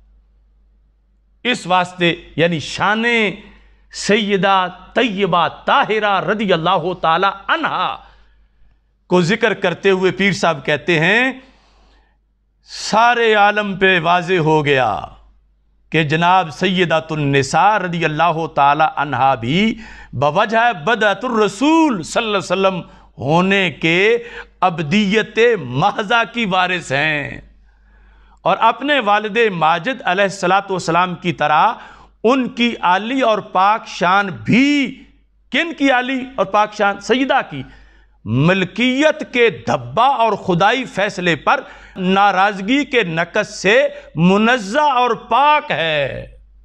اب پوچھتا ہوں میں لوگوں سے، کسے خدائی فیصلہ کہا گیا؟ اور خدائی فیصلہ سے ناراضگی کیا ہو سکتی ہے؟ اور خدائی فیصلہ کی ناراضگی کے نقص سے منزہ ہونا، یہ کس چیز کو کہا جا رہا ہے کہ سیدہ خدائی فیصلہ پر ناراضگی کے نقص سے پاک ہیں؟ وہ کیا ہے خدائی فیصلہ، اور اس پر ناراضگی کیا ہے اگر ہوتی؟ اور پھر پاک کس طرح ہیں کہ خدائی فیصلے پر ناراضگی سے یہ پاک ہیں؟ تو یہ سارا مفہوم جن کے اقدام سے واضح ہوا وہ صدیق اکبر رضی اللہ تعالیٰ عنہ ہے، اور ان کے لحاظ سے یہ بات پیر صاحب نے اس انداز میں واضح فرمائی۔ اب اس کو میں تھوڑی سی وضاحت کے لیے الکوثر الجاری الی ریاض احادیث البخاری، امام احمد بن اسماعیل شافعی ثم الحنفی، ان کے لحاظ سے بتاتا ہوں کہ جب سیدہ طیبہ طاہرہ رضی اللہ تعالی عنہا نے مطالبہ کر ہی دیا تھا تو حضرت صدیق اکبر نے کیوں نہ دیا؟ نہ دینا حضرت صدیق اکبر رضی اللہ تعالیٰ عنہ کا اسے کن لفظوں میں ذکر کریں؟ یہ شرق و غرب میں بند کان کھولنے کے لیے میں یہ جملے بول رہا ہوں۔ صفحہ نمبر 88 جلد نمبر 6، قلت لم یکن فعل ابی بکر رضی اللہ تعالی عنہ معہا، ہا کا مرجع سیدہ طیبہ طاہرہ رضی اللہ تعالی عنہ، لم یکن فعل ابی بکر ایذاء شرعا، یعنی مطالبہ نہ مان کے، مال نہ دے کے، فدق نہ دے کے، کہتے ہیں کہ یہ حضرت صدیق اکبر رضی اللہ تعالیٰ عنہ نے انہیں کوئی اذیت نہیں دی، شرعی طور پر انہیں کوئی اذیت، سیدہ طیبہ طاہرہ رضی اللہ تعالی عنہا کو کوئی اذیت نہیں دی۔ کیا ہے پھر یہ عمل، اس کو کیا کہیں گے؟ کہتے ہیں فَإِنَّهُ دَلَّهَا عَلَى الصَّوَابِ، انہو صدیق اکبر رضی اللہ تعالی عنہ نے دَلَّهَا، دَلَّ يَدُلُّ، رہنمائی کرنا، رہنمائی کی سیدہ طیبہ طاہرہ رضی اللہ تعالی عنہا، سیدہ فاطمہ رضی اللہ تعالی عنہا کی رہنمائی کی، کدھر؟ علی الصواب، درست نظریے پر، دلہا علی الصواب، رہنمائی کی، رہنمائی کی نسبت حضرت صدیق اکبر رضی اللہ تعالیٰ عنہ کی طرف ہے، اور ان کے اس کام کو درست جہت کی طرف لگانا قرار دیا جا رہا ہے۔ ہاں سیدہ محترمہ طیبہ طاہرہ رضی اللہ تعالی عنہا ان کو کدھر؟ علی الصواب، ثواب کی طرف۔ یہ ایذا نہیں تھی، یہ تو رہنمائی تھی، سیدہ پاک کی رہنمائی ثواب کی طرف۔ اب میں پھر اپنی زبان سے لفظ نہیں بولوں گا، لیکن ان لوگوں کو دعوت فکر دیتا ہوں کہ جب یہ ثواب ہے درست فدق نہ دینا، تو اب دوسری جانب جو ہے ثواب سواد والا، اس کے مقابلے میں لفظ کیا ہوتا ہے کہ جو جہت سیدہ سے چھڑا کے انہیں اس جہت میں لے آئے، حضرت صدیق اکبر رضی اللہ تعالی عنہ۔ اب یہ امام کہتے ہیں وَلَوْ أَجَابَهَا إِلَى سُوَالِهَا، اگر صدیق اکبر رضی اللہ تعالی عنہ بھی وہی کر دیتے جو وہ مطالبہ فرما رہی تھیں تو کیا ہوتا؟ کہتے ہیں کان معصیتن، پھر معصیت ہو جاتی۔ حضرت صدیق اکبر کی معصیت، ان کا عمل معصیت بنتا اگر وہ سیدہ طیبہ طاہرہ کا مطالبہ تسلیم کر کے ان کو مال دیتے تو پھر کانا معصیتن، اور وہ کہتے ہیں من وجہین، دو وجہ سے معصیت تھی، دو وجہ سے۔ الاول مخالفات امر رسول اللہ صلی اللہ علیہ وسلم و ابطال صدقاتے ہی، کہ اس لیے معصیت بنتی کہ اللہ کے رسول علیہ السلام کے حکم کی خلاف ورزی ہو گئی ہے، تو وہاں تو یہ تو نہیں دیکھا جائے گا کہ انہی کی بیٹی کے کہنے پر کیا ہے، وہاں تو پہلے یہ دیکھا جائے گا کہ ان کا اپنا حکم کیا تھا۔ تو معصیت ہوتی کہ سرکار کے حکم کی خلاف ورزی ہو جاتی، اور پھر وَإِبْطَالُ صَدْقَاتِهِ، سرکار کے صدقے کا ابطال لازم آتا۔ الثانی، یہ جملے ہیں طہارت سیدہ کے لیے قلعے کی حیثیت میں اور قیامت تک کے سیدوں کی عظمت کے تحفظ کے لیے۔ کیا الثانی کیوں نہیں دیا؟ دیتے تو معصیت ہو جانی تھی، حالانکہ اگر دے دیتے تو ان کے خلاف تو آج بھونکنے والے نہ بھونکتے، مگر نقصان کیا ہوتا؟ مقدس آل کے طرف لقمہ حرام چلا جاتا۔ الثانی انہو ما کان یعطی لفاطمہ مالا حراما بلا خلاف، صدیق اکبر حضرت طیبہ فاطمہ رضی اللہ تعالی عنہ کو حرام مال کیسے دے سکتے تھے؟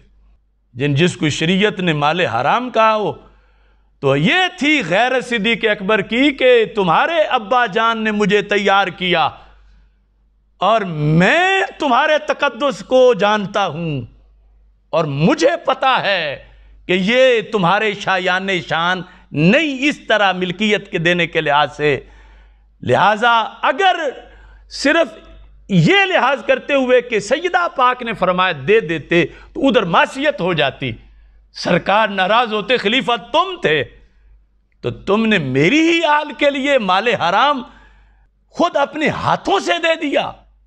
تو اس بنیاد پر حضرت صدیق اکبر رضی اللہ تعالیٰ عنہ نے نہ دے کے مقدس گھرانے کی تقدیس پہ پہرا دیا۔ مقدس آل کے لحاظ سے مال کا جو تقاضا تھا، خود گالی آج بھی کھا رہے ہیں سیدنا صدیق اکبر رضی اللہ تعالی عنہ، لیکن آل پاک کے لیے نامناسب لقمہ نہیں جانے دیا، کیونکہ سرکار کے خلیفہ ہیں، وہ سیٹ پہ بیٹھے ہیں، کل جواب دینا ہے سرکار کو۔ اگر مان جاتے تو معصیت تھی، نہیں مانا تو رہنمائی کی ثواب کی طرف۔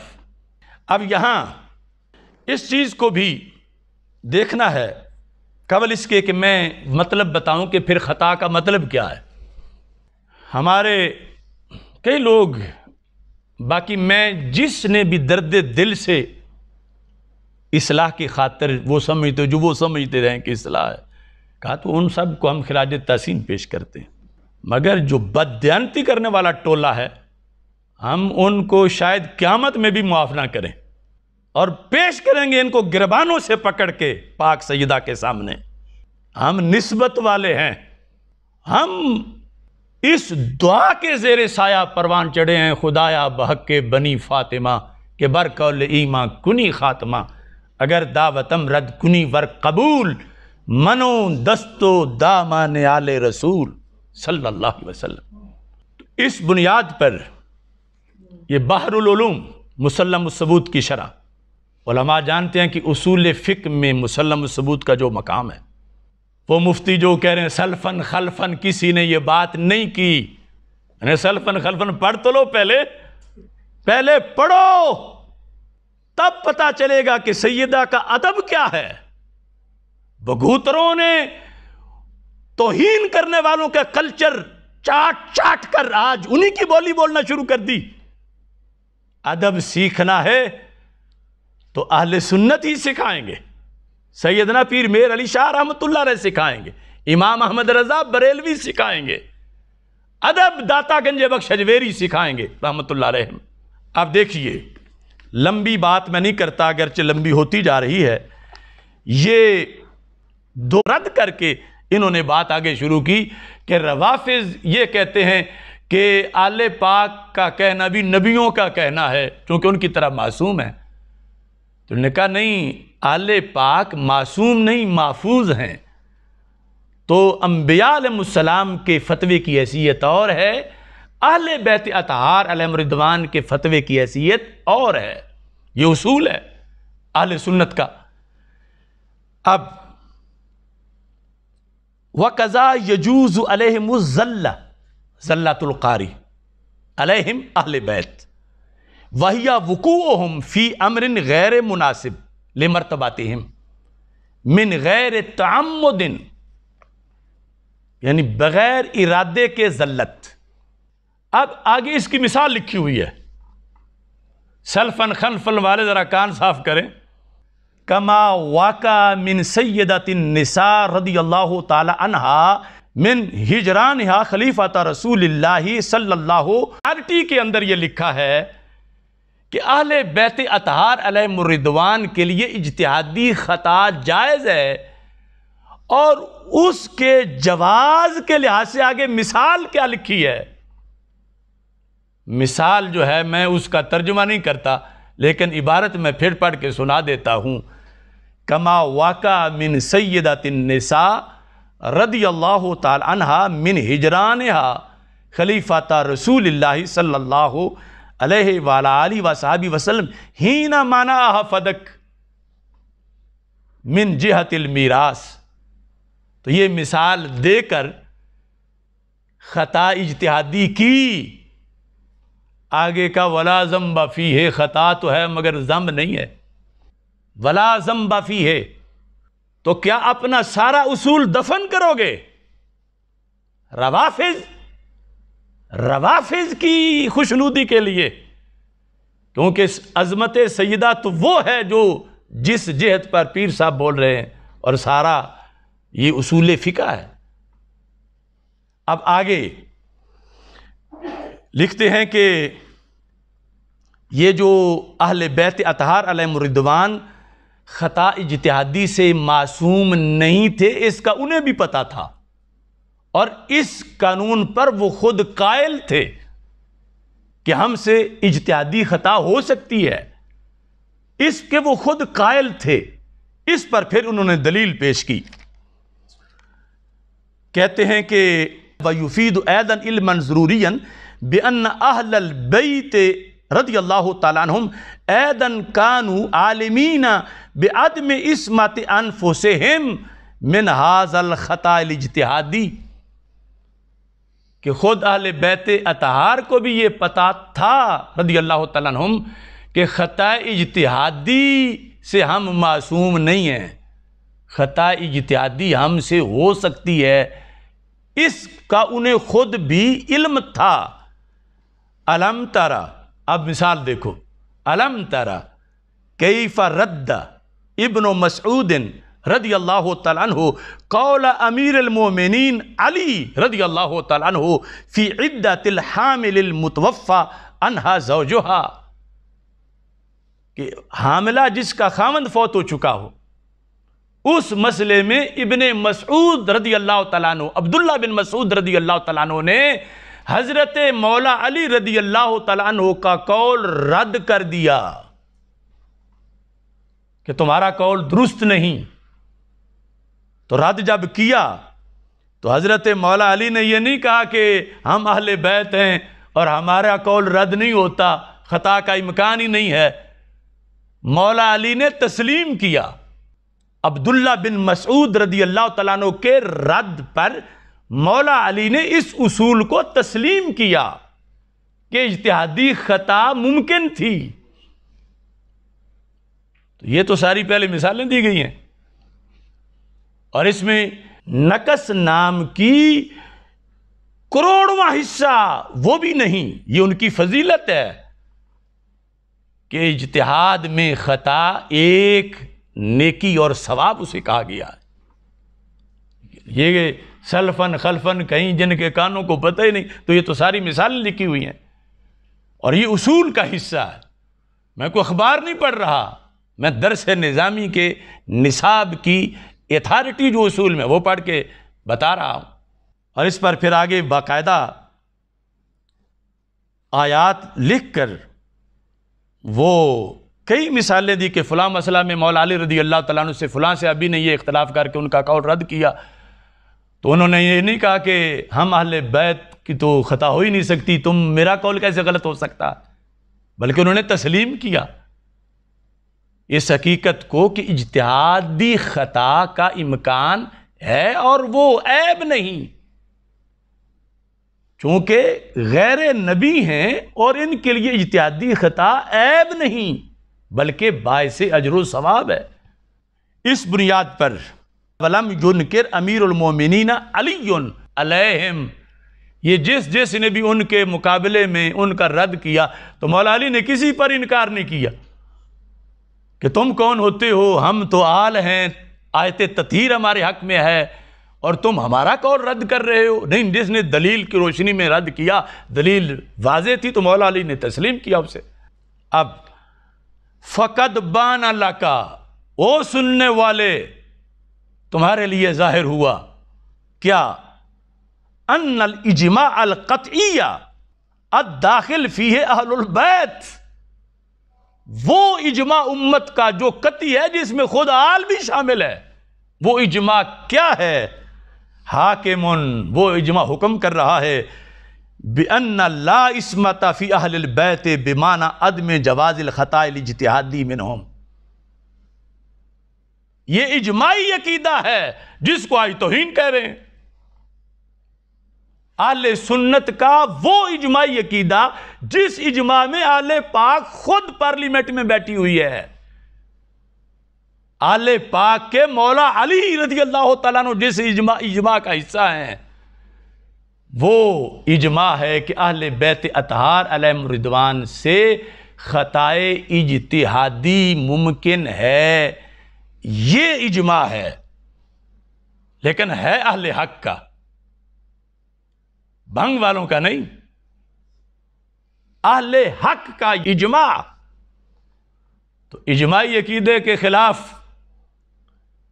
توہین کے لفظ بولنے والے وہ ہوش کریں، شان سیدہ پاک کا خیال کریں، اور وہ جو امت 14 صدیوں سے جس پر قائم ہے اس کی طرف دیکھیں.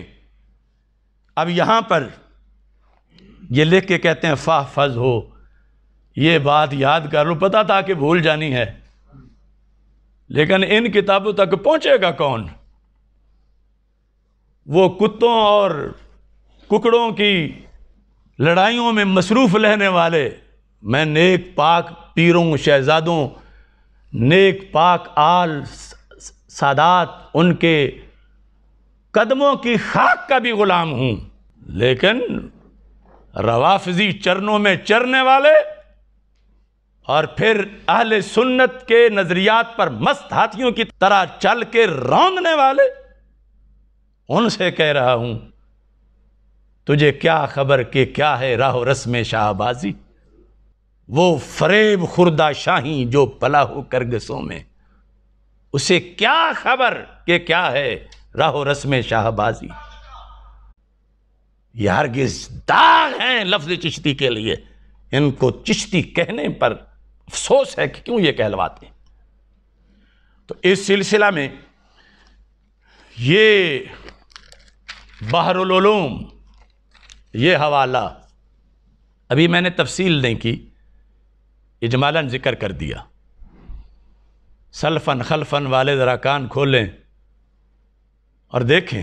اب اس کے اندر چونکہ بحث ہے علماء کی اور بحث ہے دین اسلام کے تحفظ کی، مخالف اگر یہ دلیل نہ بنا کے لاتا تو ہم کبھی بھی اس ٹریک کی طرف آتے ہی نہ. لیکن جب دشمن حملہ کر رہا ہے توپ لے کر، آگے سے ہم کہیں گے نہیں ہمارے جسم جو ہیں ان کو تو سوراخ ہو جائے گا توپ سے، ہم نہیں باہر نکلیں گے، تو پھر مطلب ہے جسم زیادہ پسند ہے، اپنی دین کی سلطنت کا جو ہوتا ہے ہو جائے. آج کتنے ہیں جو یہ جانتے ہوئے کہ کیا ہو رہا ہے اور دین پر کتنا بڑا حملہ ہے، یہ اشرف آصف جلالی کا مسئلہ نہیں ہے، خدا کی قسم یہ مسئلہ تحفظ قرآن کا ہے، تحفظ ایمان اور تحفظ اسلام کا ہے۔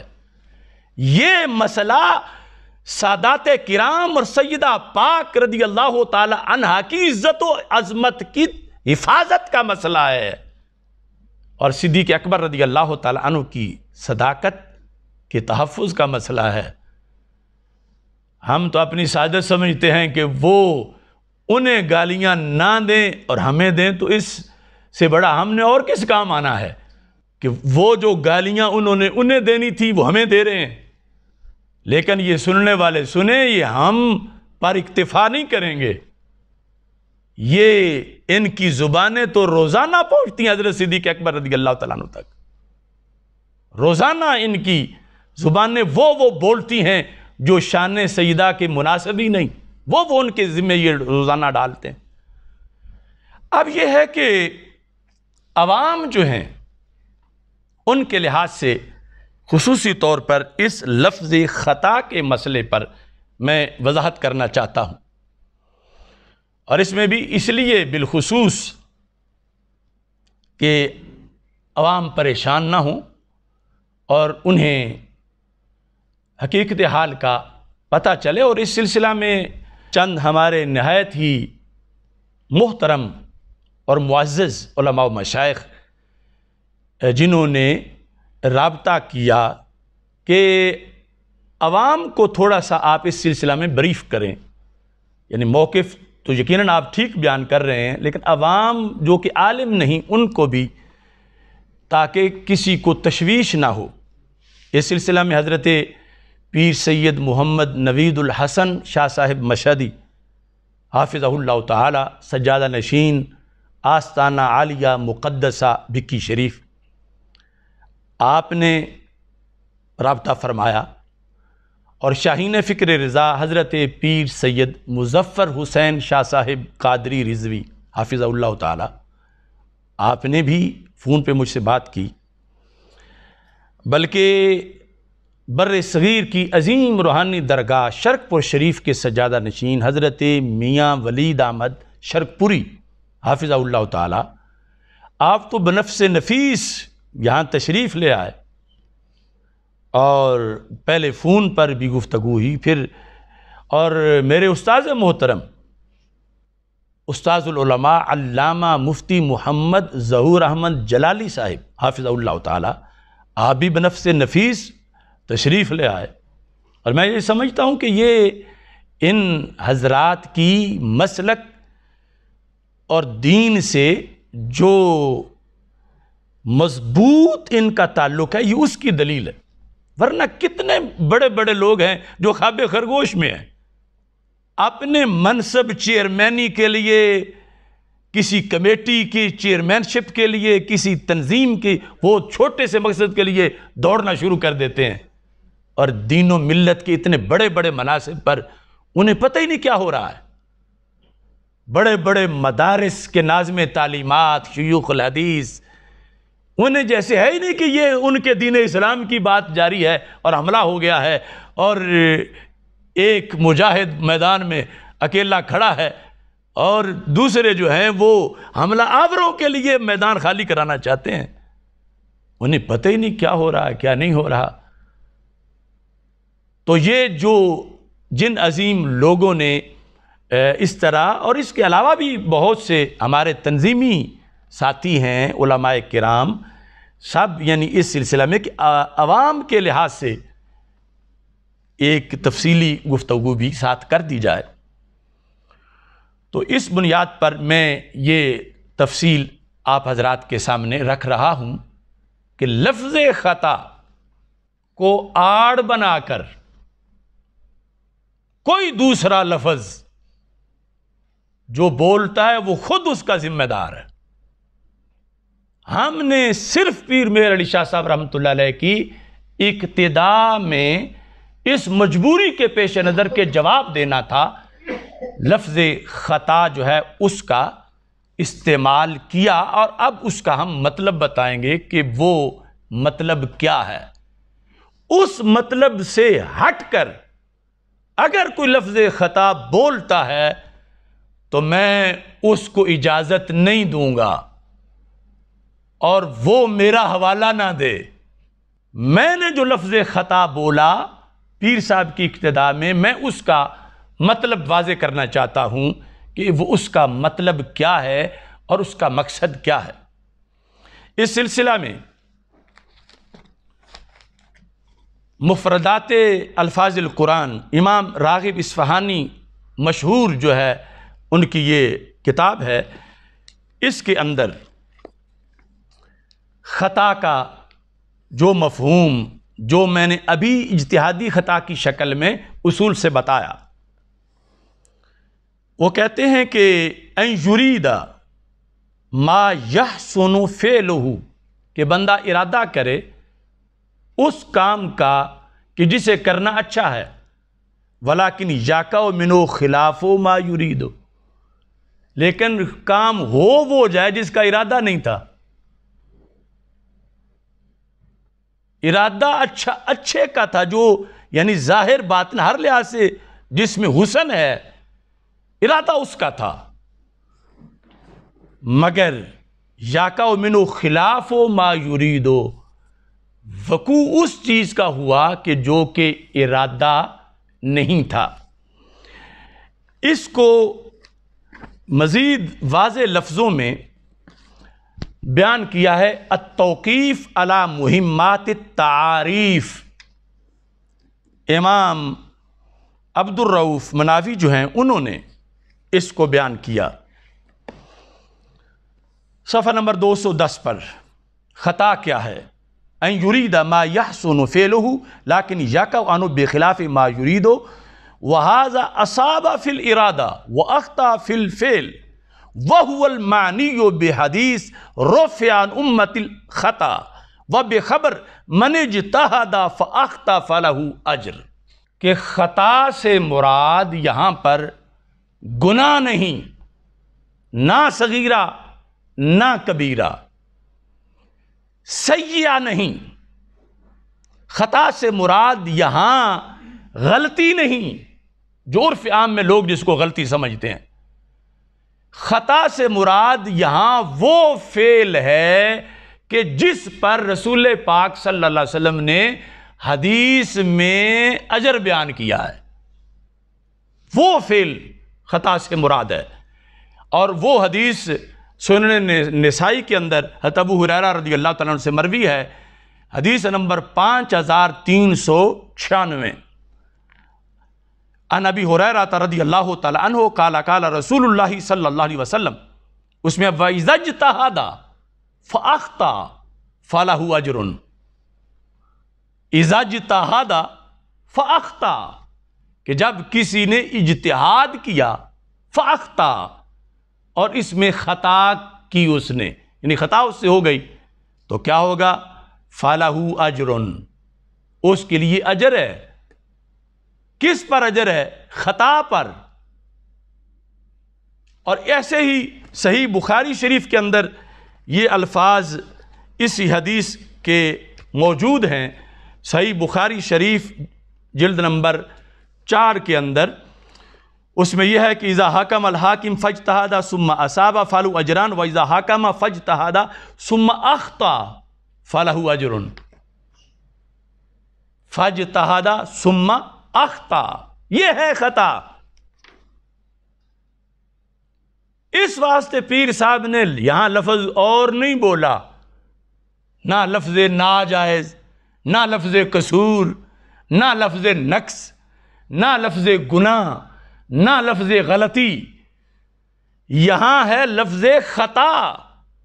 اور خطا جس پس منظر میں ذکر ہے، خطائے اجتہادی،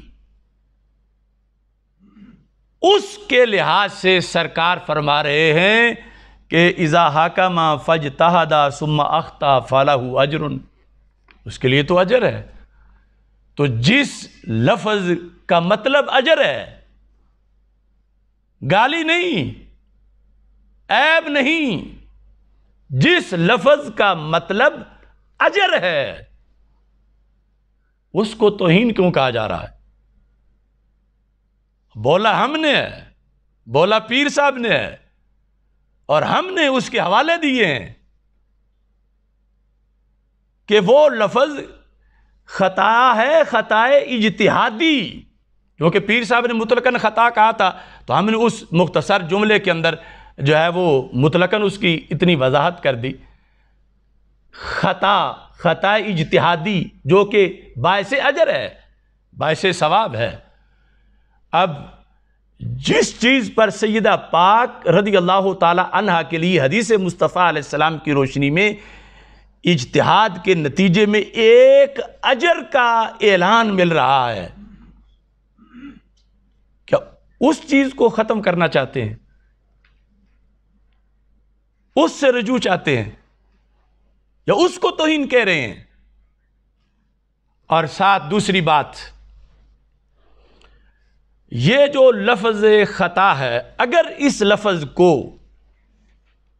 کوئی مترادف سمجھتا ہے، معاذ اللہ مترادف گناہ کا، غلطی کا، سیئہ کا، نقص کا، عیب کا، تو وہ پھر اپنا منہ بند رکھے، کبھی بھی لفظ خطا نہ بولے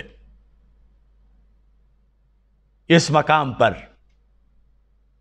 جو خطا کے لفظ کو گناہ کا مترادف یا عیب نقص کا مترادف سمجھتا ہے تو اس کے لیے اجازت نہیں کہ وہ یہاں اس مقام پر لفظ خطا بول کے اس کی نسبت حضرت سیدہ طیبہ طاہرہ کی طرف کرے۔ جو لفظ بولا گیا ہے اس لفظ کے لحاظ سے یہ مطلب اس میں اس کو بولا ہے پیر صاحب نے، یہ ہمارے دلائل ہیں، اور اس پر اس کا بولنا جائز ہے کہ جب اس میں گناہ کا کروڑواں حصہ بھی کوئی نیت نہ کرے اور مراد نہ لے، بلکہ اس کے اندر فَلَهُ أَجْرٌ، جو حدیث کے اندر یعنی جو خطا کا لفظ ہے جس کو ہی امام مناوی نے خطا اجتہادی سے تعبیر کیا کہ یہ ہے حدیث میں لکھا ہوا، وہ لفظ بولا گیا کہ جس کے معنی میں عیب نہیں، نقص نہیں، بلکہ وہ لفظ خطا ایک اجر و ثواب کا جو ہے وہ متضمن ہے، اس لحاظ سے اس کو بولا گیا۔ اب عوام کو اگر یہ تشریحات یاد ہو جائیں تو بہت اچھا ہے، لیکن اگر یاد نہ ہوں، وضاحت کی جب خبر نہیں، پتہ نہیں، تو آگے یہاں پر رک جائیں اور اگلے جو الفاظ ہیں اس کی تشریح کے ان کو حذف سمجھیں اور انہیں وہ اپنی زبان پہ نہ لائیں، اور جو بولا گیا اس کی وجہ جو تھی وہ ہم نے اپنے دلائل کی صورت میں بیان کر دی، اور جو پس منظر ہے اہل سنت و جماعت کے سلک کا۔ باقی یعنی پیر صاحب کی یہ عبارت، جو پیر صاحب کا عقیدہ ہے اللہ کے فضل سے اسی پر ہم قائم ہیں، ڈٹے ہوئے ہیں، اور اسی پر پہرا دیں گے، اسی کے لحاظ سے شان سیدہ طیبہ طاہرہ رضی اللہ تعالی عنہا پر۔ اور اس کے اندر یہ بھی یاد رکھیں کہ خطا کار اور خطا میں بڑا فرق ہے۔ میں نے سنا کہ ایک نام نہاد مفتی صاحب خطا کار کے لفظ کے ساتھ بول کے رد کر رہے تھے کہ وہ کہہ رہے ہیں وہ خطا کار ہیں۔ تو خطا کار اور خطا میں زمین و آسمان کا فرق ہے۔ خطا کار وہ جسے خطا کی عادت پڑی ہوئی ہو، خاطی، خطا کار، خطاوار۔ تو یہاں تو بتایا گیا ہے کہ بقا بھی نہیں ہوئی ایک خطا کے اوپر، تو خطا کار کا لفظ کیسے بولا جائے؟